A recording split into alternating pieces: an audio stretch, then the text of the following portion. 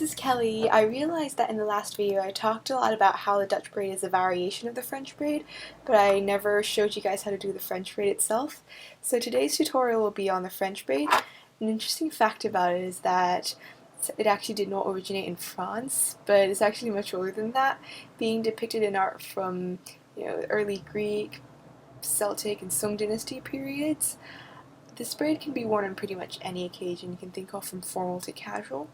And at the end of this tutorial I'll also show you guys how to use a French braid to create an updo that is super easy but looks really nice, especially for formal parties. So please enjoy.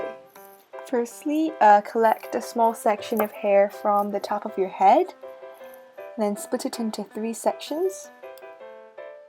And do a regular 3-strand braid for the first round. So you cross strand 1 over strand 2, and strand 3 over what was then strand 1, cross the new strand 1 over strand 2 again, just to make the structure more secure. Thereafter you collect hair from the left side and incorporate it into what is now strand 3. And then you cross the strand 3 over strand 2, and then give it a small tug.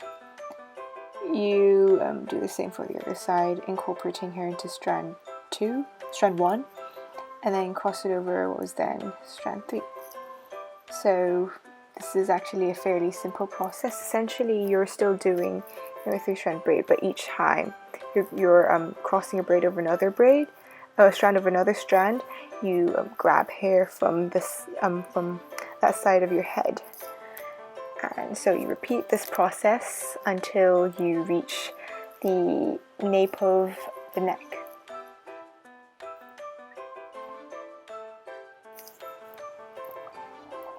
And by then when you reach your neck, you would have probably gathered all your hair into the braid. So afterwards just do a regular 3-strand braid until you reach the end of your hair.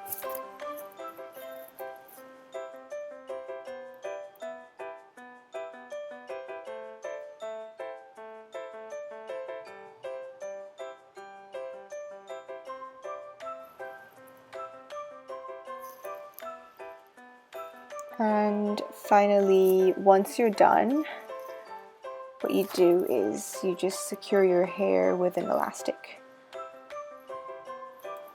And there you go, a French braid.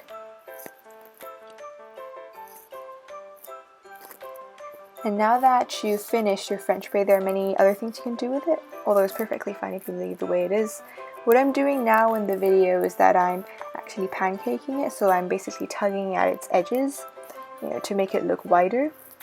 I like this a lot because it makes it seem like I have more hair than I do.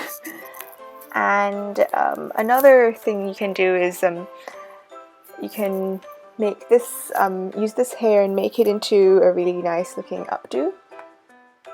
So just do what I'm doing in this video. So basically just twist the braid around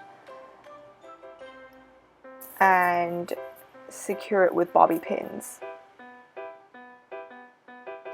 So they're fairly simple to use. All you have to do is slide them in for first time users. I like to do one at the top, and then one on the left and one on the right. And then afterwards, in my case, it was perfectly secure after then.